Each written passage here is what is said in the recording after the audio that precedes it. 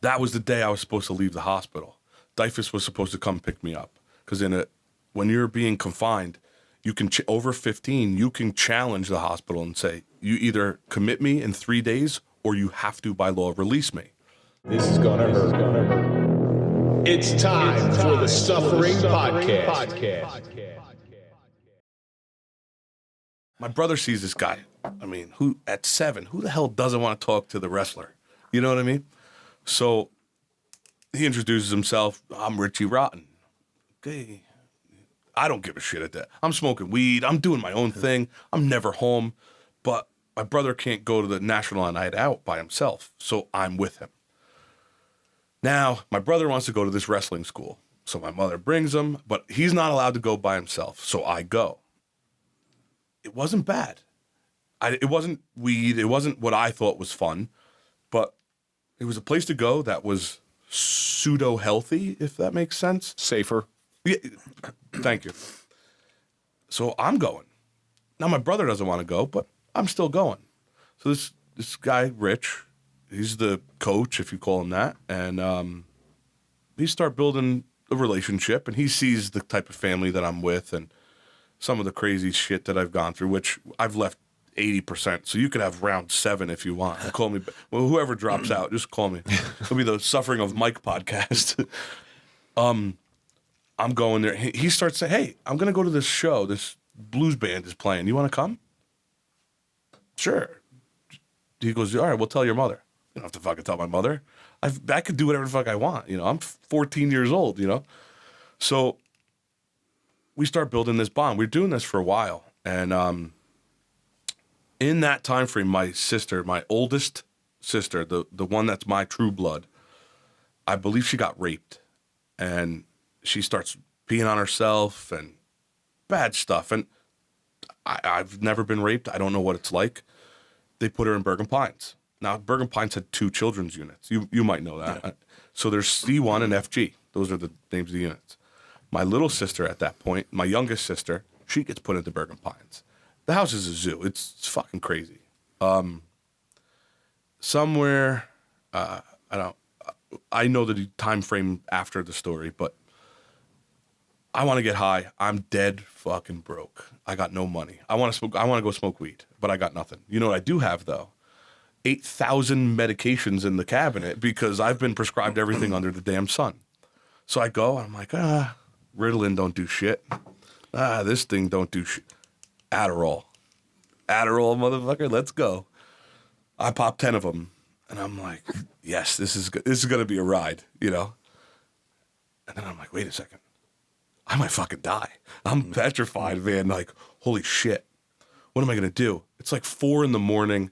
My mother and whoever she's with at the time is sleeping, and I'm like, now I'm paranoid. But you ever see like specks on a floor? No, yeah. Not dirt, but like it's design. They're all crawling. I have headphones like this on, and I'm listening to music at the fucking volume 400, and I start hearing people go, Michael, I'm coming. And I'm like, holy shit. Like, it's bizarre. I'm like, fuck, I'm really going to die. 911. So they bring me to Bergen Pines. I get my stomach pumped. And then we find out my sisters are on both of the children's units. They can't take me. So Dyfus is like, all right, you can go home. And it's weird because judges made more decisions in my life as a kid than my parents. Well, than my mother. So that's a weird way to grow up when the government controls you. I didn't have say of my own. This is Uncle Sam.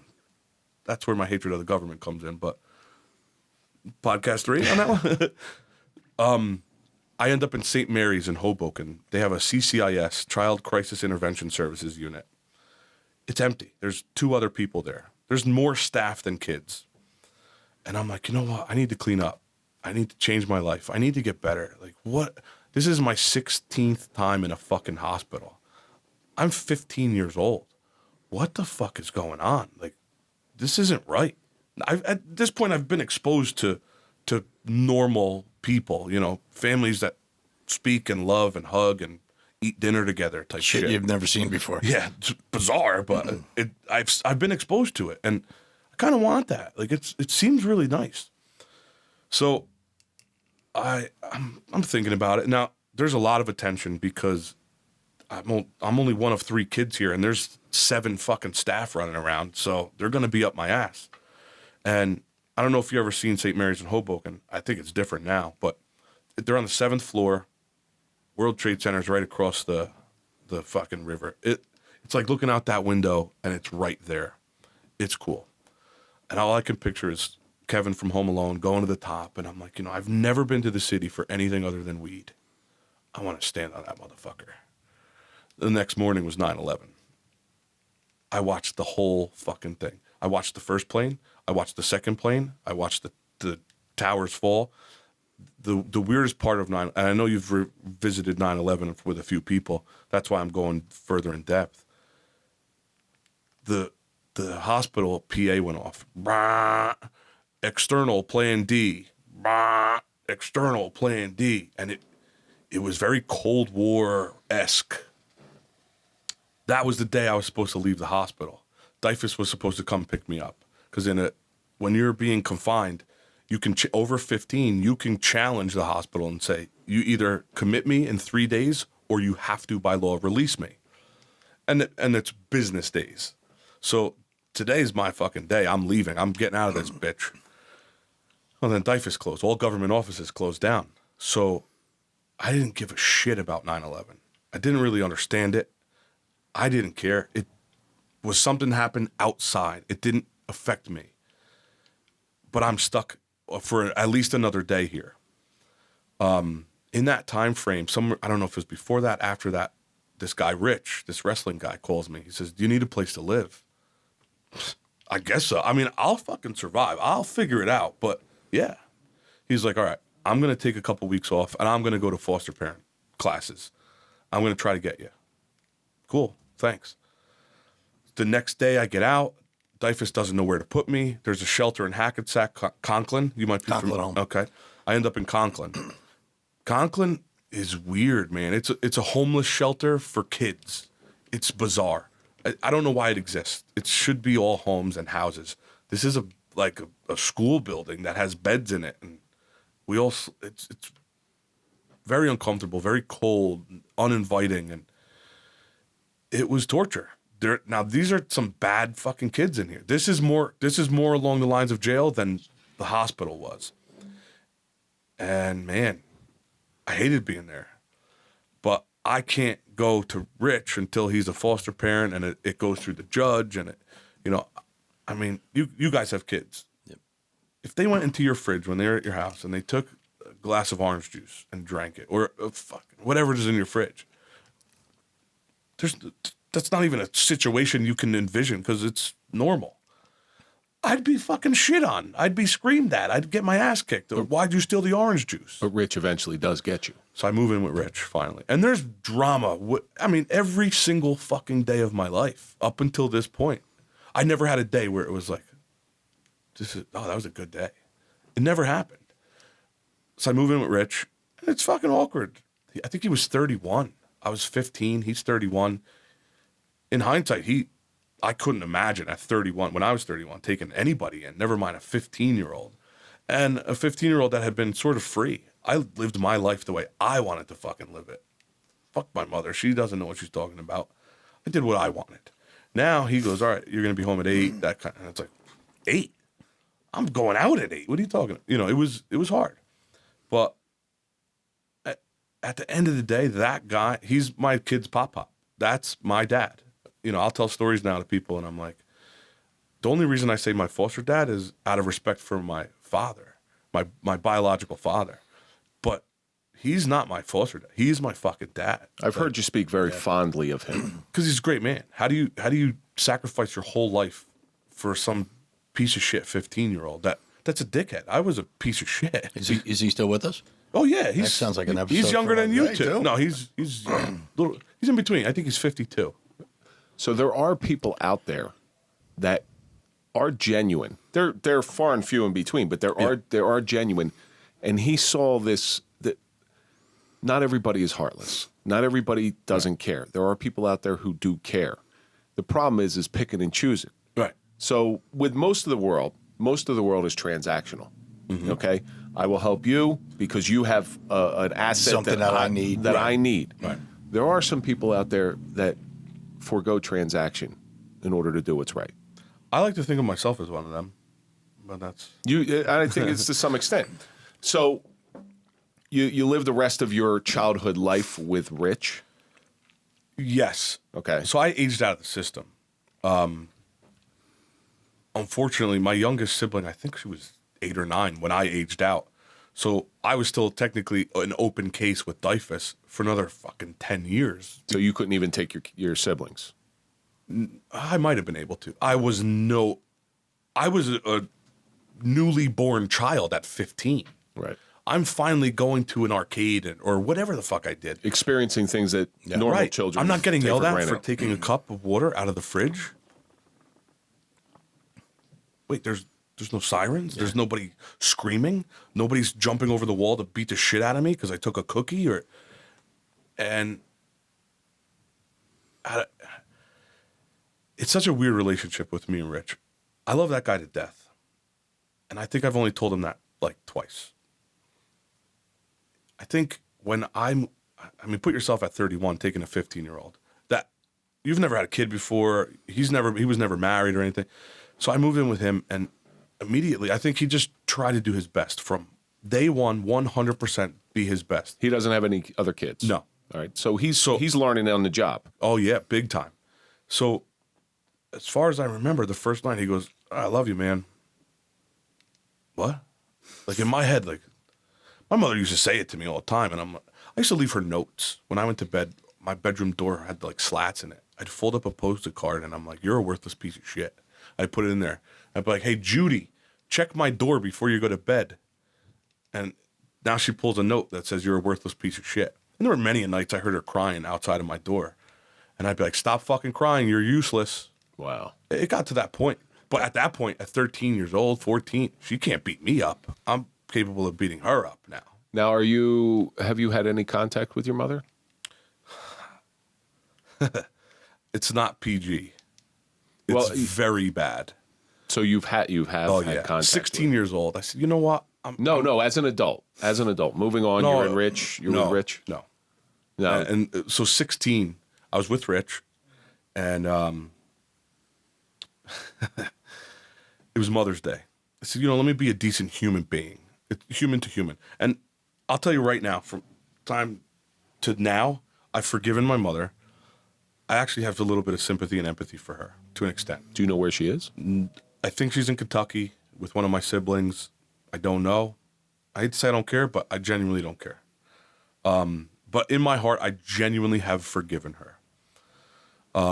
At 16, I called her. Now, my youngest 2 siblings were put up for adoption by her. She claims that the government kind of forced her to do that. Like the judge said, you have to do this. And from my perspective, she signed her rights away. Well, she didn't fucking sign. It didn't fucking happen. Exactly. They can't put your pen in your hand and Right. put it on a paper. Right. You got to sign it Right. willingly. And even if that is the case with what she's saying is to be true, change your fucking act. And then they're not going to force you to give them up. So either you signed it willingly or you willingly let them go because you failed to fucking become a decent mother. Excuse my language, but it pisses me off because I can't imagine not doing every single thing in my power to protect my children at all costs. But it sounds like you're breaking those generational curses. You have to. All right. You have to. Is it a conscious decision, or was it something that's just you want to do because you did not have? It's both. You ever stub your toe? Plenty of The times. same night for the same way for 6,000 nights in a row. Every Wednesday night. At some point, you have to say, this fucking blows. I got to stop doing this. I either got to move where I step or I got to move the thing that I'm kicking. Or eventually you got to get off the merry-go-round. That's the other side of it. Yeah, if you're walking in a fucking circle and you keep kicking every time you come around. Time to grab another circle. Right. Right. It sounds like Rich took care of you, and Yes. it also. So I think things like this. Here's my take on it, sort of to summarize everything, is you went through this horror, but do you understand something that you had to have gone through this horror because your kids needed you to do that? It's very possible. You know, your kids needed a good father because maybe just if you didn't get off that merry-go-round and your kids had the father that you were destined to be, Right. they might not have been as strong as you and they might not have survived. And they might have It's fell into possible. the same trap also. Correct. Yeah. It's definitely possible. Maybe one of your kids is destined to do something seriously great in this world, and I'm sure they're going to do great things, but maybe seriously life-changing in this world. And somebody, okay, we got to put this guy, this poor kid is going to be a sacrificial lamb. We got to put him through all this stuff in order to get the end result, which is going to benefit everything. Yeah. You know, so It's possible. I hate to say it, I feel like I was that guy. sounds like a conspiracy to me. Bum, bum. I was that guy. Yeah. And I feel like with the lack of that father, I never achieved it. Then with Rich, one of the first things he said to me was, you can do anything in the world with enough time, money, and energy. Or a combination of the three. I'm like, what do you mean? You want to be in the NBA? Yeah, I never played basketball. Right, if you had enough time, money, and energy, you can be great at it and join the NBA or however the fuck that works. Anything in the world, you can do it with enough of one of the three or all of the three of those things. And that stuck with me forever. Well, cool. My hat's off to Rich. Yeah. Because You'll meet him one day. Rich sounds like a wonderful guy, but we are coming to the end of this thing here already. Oh boy. Yeah, that was quick. It's still hot in here, by And the we way. haven't touched, that's why I'm not trying to move around too much. I don't want to start sweating. Oh, Kevin on the airplane? Kevin on the airplane. That's right. Just whenever you need to emulate my calm, just say Kevin on an airplane and just sit there like this. I'll get mad. So you've gone through some pretty horrible stuff, and we sort of brushed over a lot of it, Oh, yeah. but you've learned some stuff from it. You've had to have learned some stuff from it. Have you gone to the gym? Yes. So to get the bicep and the vein pump in your forearm, you have to go through some shit, right? His right forearm's a lot That's bigger. all I need right there. You get what I'm saying? But you've had to learn something. What do you think this suffering of being a foster child has taught you? Not everyone's a dickhead. People are generally good. People generally do the right thing. People generally love. But I never felt that prior to 15. Never. Well, luckily you were able to experience it even for an abbreviated moment. In part 2 That's through 7, we'll go over how. But that's the gratitude of your situation. Oh, yeah. The gratitude. Yeah. Because you embraced all that and you became the man you are today. And that makes you a big person. I mean, the alternative, look at the statistics on foster kids. Yeah. Dead, in jail, on drugs, in a gang. And then you had you throw in the mix of a fatherless existence. 70 to 80% of incarcerated males people come from a fatherless home. Right. So that's a real statistic. And that's hard. It's hard. But I'm glad you're here. I'm glad you made it through. I'm glad that you're a better father to your kids than you had. And I'm grateful for you. Thank you so much for coming in. And I'm sure we'll expand on this another day. Yeah, we got to get in. We got to take it piece by piece and cut it up and say, okay, let's do this. We got to give Mike borders, though. We got to say, okay, this is what you're allowed to talk about today. When I told you I had notes for this, you should have said, yeah, go get your damn notes, because I think I'm still in the first 3 lines on the 6 pages. So there's a whole other thing that I want to get into you, and I do want to have you back in here if you're willing to come. Of course. Because there is something, you joining the military and becoming a veteran. Getting divorced. Well, there's that. There's that too. Oh, we could talk about that. So there's a lot more to this story, but today I just wanted to focus on your foster care experience. And thankfully, you weren't lost into the system. You could have been. I was, till I was pulled out. But until you were saved. Yeah. Thank you so much for coming in tonight. It's been a blast. I'm sure we're going to see you next for a few more episodes. Yeah, absolutely. And that's going to do it for this episode of The Suffering Podcast, The Suffering of a Foster Child. And let's think about all the stuff that we learned. There are no flat roller coasters. Ups and downs are part of life. It's amazing what some people can see as normal. Mike's wife's name's Katie. There are people who care, but most importantly, parents are not always blood. And that's going to do it for this episode. Don't forget to go to popple.com, get your digital business card, put in the code TSP20 for a 20% discount. Follow us on all social media. That's Twitter, LinkedIn, Facebook, TikTok, Instagram. OnlyFans. Follow Mike at Mike_Failace. Follow me at Real Kevin Donaldson. And, of course, follow The Suffering Podcast. and we will see you on the next episode.